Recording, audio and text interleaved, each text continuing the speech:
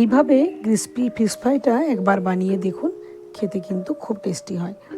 আমি একটা ব্লেন্ডিং জারের মধ্যে ধনেপাতা, পুদিনা পাতা, কাঁচা লঙ্কা, পেঁয়াজ, রসুন নিয়ে ব্লেন্ড করে নিয়েছি।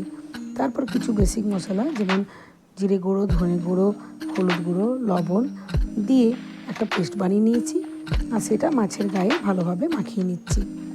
এটা আমি রুই মাছের গাদা পিস নিয়েছি। এবার একটা প্লেটে সুজি আর চালের গুঁড়ো বেশ ভালোভাবে মিক্স করে মাছের গায়ে মশলাটা ভালোভাবে মাখিয়ে আর সুজি আর চালের গুঁড়োর মধ্যে চেপে চেপে কোট করে নেব। এইভাবে সমস্ত পিসগুলোই কোট করে নিচ্ছি।